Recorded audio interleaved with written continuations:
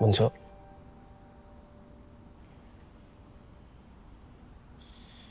Bunso, hindi ko naman gustong makipag-away kanina. Pasensya na, ha? Bunso, huwag ka na magalit sa amin. Hindi naman ako galit sa inyo, ate. Kuya, hindi rin naman ako galit kay nanay. First night lang ako kasi hanggang ngayon hindi ko pa rin gets eh. Bakit ganun? Bakit parang bilis niyong matanggap na iniwan ulit tayo ni tatay? Bakit parang nagkakaintindihan kayo nila nanay? Ako lang ba o may alam kayong hindi ko alam? Bunso, wala. Ano ba sinasabi mo? Wala. Siguro, kami ni Kuya mas mature lang kami by experience. Kaya, para sa amin, mas madaling tanggapin at intindihin na ganito ang sitwasyon natin ngayon. Ewan ko na, ate. Gusto ko lang kasi maging sure na hindi galit sa akin si tatay. Tsaka gusto ko lang naman malaman kung masaya ba siya na hindi ako nakakulong. Masaya siya. Paano mo naman nalaman? Kasi di ba ganun si tatay? Kung saan tayo masaya, doon din siya. Kaya dahil masaya tayo, na-dismiss na ang kaso mo, for sure ganun din siya. Masaya din siya. Sana nga marinig kong sabihin niya yan.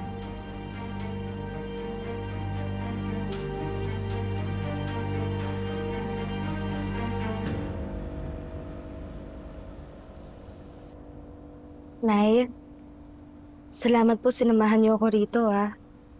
Kahit inaway ko po kayo ng isang araw. Wala yun, anak. Gusto ko rin naman makausap si Timoy. Sino nga ba yung dalaw ko, boss?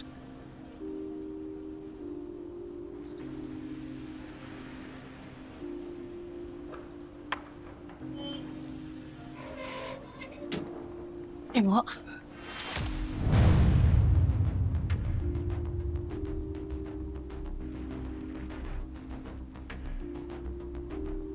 Sir, balik din ako sa loob. Ayaw ko kausap yung mga yan. Timo, sandali. Hindi kami nagpunta rito para makipag-away. Gusto naming magpasalamat sa iyo sa ginawa mo. Mang Timo, maraming salamat po sa tulong niyo. Sorry. Huwag ka magtatangka. Alam mo namang may mga mata ako dito sa loob.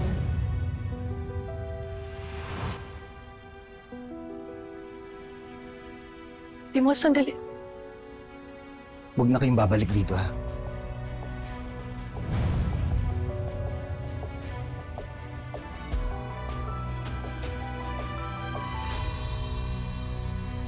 Nay, bakit po kaya di tayo kinausap ni Mang Timo? Oo nga eh. Parang galit siya. Pero at least, nag-sorry naman siya. At least inamin niya po yung kasalanan niya.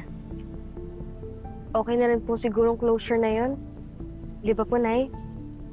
Makakapag-umpisa ka na ulit, anak. Kay tatay na lang po ako walang closure. Pero syempre po ayoko ng closure sa kanya. Tatay ko pa rin siya eh. Pagtatalunan na naman ba natin yan? Nay, sa akin lang naman po. Gusto ko talaga siyang makausap. Colleen, huwag na nating ipilit. Hindi pa ito tamang panahon. Halika na.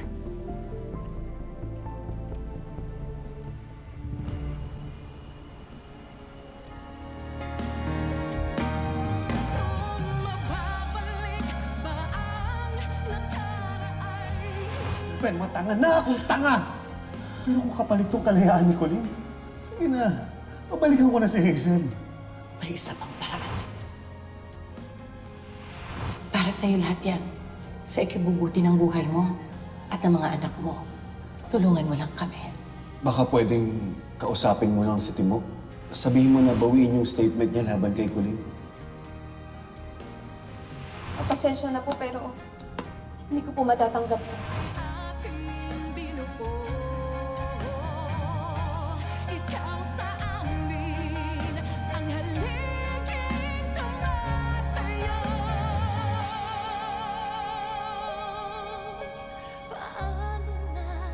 Manuel, ayoko bumalik ka kay Hazel.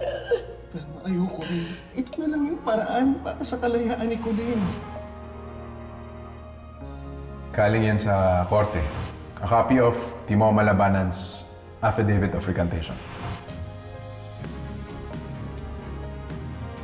Dinismiss na po ng korte ang kaso na Colleen is a free woman. Hindi ko po maintindihan kung bakit umalis si tatay eh. Kung ba't hindi niyo po siya pinaglaban?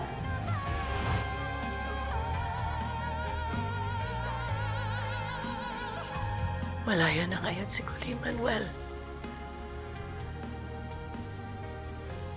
Pero ikaw naman ang nakakulong kay Hazel.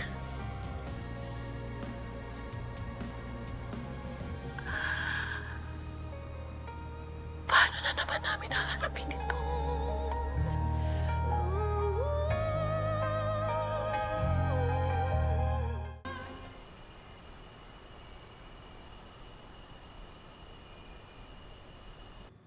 Jessica, tama ba na pumayag kami ng tita Felma mo na sumunod sa gusto ng mami mo? Para lang hindi makulong si Ate Colleen mo.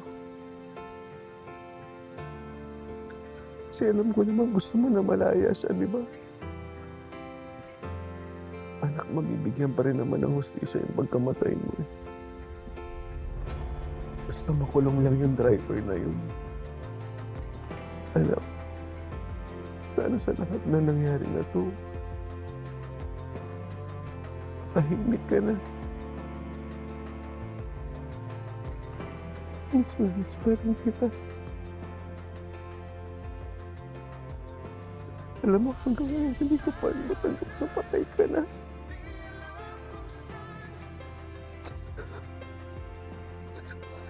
Kita na.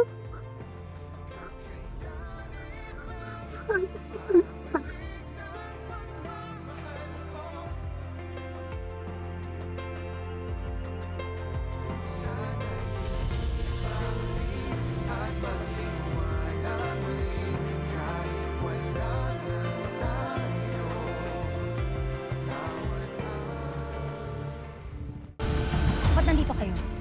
Para magyabang? Dahil dismiss na yung kaso ng Colleen na yan? Ganun ba? Hazel, pwede ba tumigil ka na? Nandito kami para magbigay respeto sa kapatid namin, ha? Nag-offer kami ng prayers. Nagsorry lang naman po ako kay Jessica. Sorry. Sorry, wala na magagawa yung sorry mo. Patay na yung anak ko. Kasalanan mo. Kung di mo siya inaway, hindi siya mababangga. Hazel, pwede ba huwag mong idiin si Colleen? Wala siyang kasalanan. Tsaka utang na loob, pwede ba? Pwede ba hayaan mo kami makapag-usap? Ano? Bibigyan ba kami ng pagkakataon makapag-usap? Kung hindi ako sasama sa'yo pag-uwi.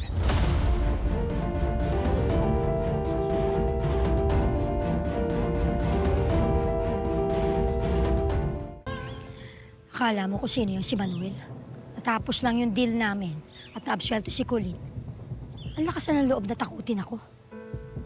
Alam mo, lahat ginawa ko na pero ang hirap-hirap niyang pakisamahan. Bakit mo naman kasi pinagbawalan kanina na kausapin yung mga anak? Hello, hindi mo na mababago na dugot laman niya yung mga yan.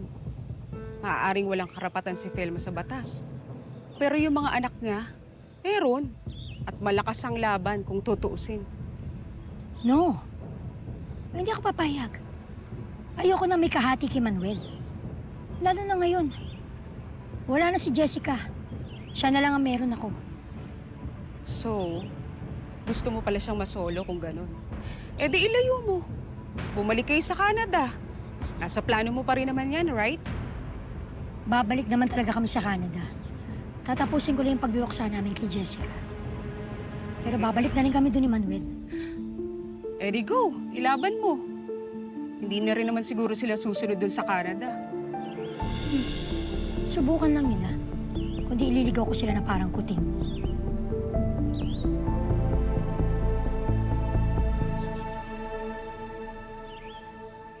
Tay, sorry Nagkagulo pa tuloy dito. Kung alam lang ho namin na kasama niyo si Hazel, edi sana sa ibang araw na lang kami pumunta. Mga anak, pasensya na kung ganito yung sitwasyon natin ngayon, ha. Hindi ko naman kayo gustong saktan, eh. Tsaka, pasensya na rin kung hindi ako nakapagpaalam sa inyo bago ako umalis. Masyado kasing masakit yun, eh. Baka hindi natin kayanin.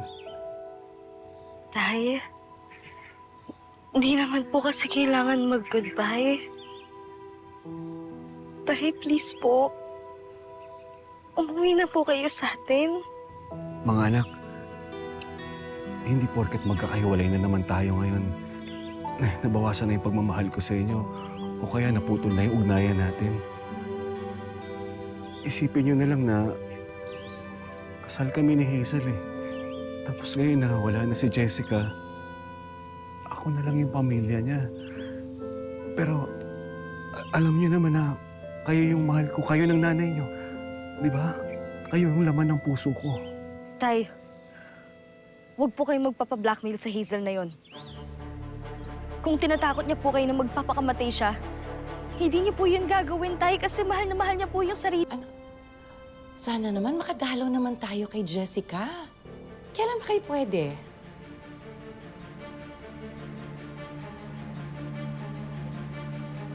Sige na, kung kailan niyo lang gusto.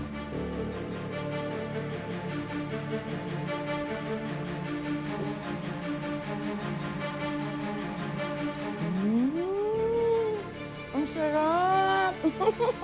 Sarap naman. Ang bulito ko to, eh. Huh? Sarap ba?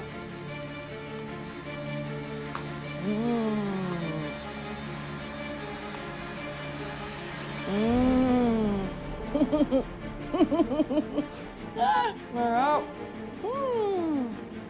Wow. Sarap naman.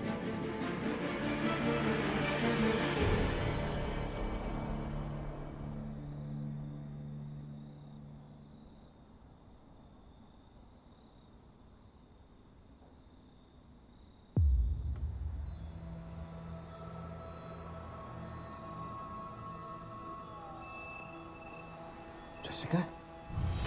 Dad, please forgive me. Kami ni Mommy.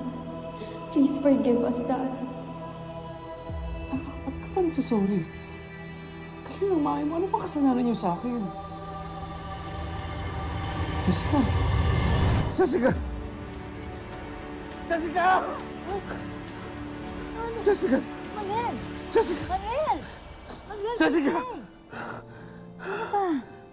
Binabangungot ka. Panaginipan ko si Jessica. Hindi ba dapat masaya ka? Kasi napanaginipan mo yung anak mo. Ano sabi niya sa panaginip? Nagpapasalamat ba dahil dinalaw natin siya? Hindi. Nagsasorry siya para sa kanya. Tsaka para sa'yo. Ano ba kasalanan niyo sa akin? Ha? Hazel, ano ba ginawa niyo sa akin? Ha? Anong kasalanan niyo sa akin? Anong kasalanan yung dapat ko malaman? Manuel, nasasaktan ako. Ano? Ano yung sekreto niyo ni Jessica? Umamin ka, Hazel! Umamin ka!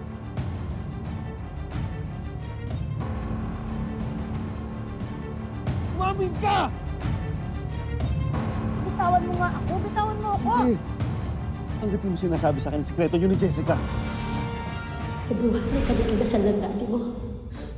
September kita pinanganak. 7 months later, sinabi ko sa dati mo, premature baby ka. Naniwala siya kasi wala siyang kaalam-alam.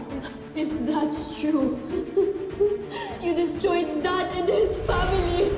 You're so terrible. Ano ba sinasabi mo? Wala kami sikreto ni Jessica sa'yo. Ano ba yung sikreto ni Jessica sa'yo? Hindi ba kayong dalawa nga may sinekreto sa akin noon? Ano ba, Manuel? Nagagalit ka sa akin ng dahil sa panaginip mo? Ano ba?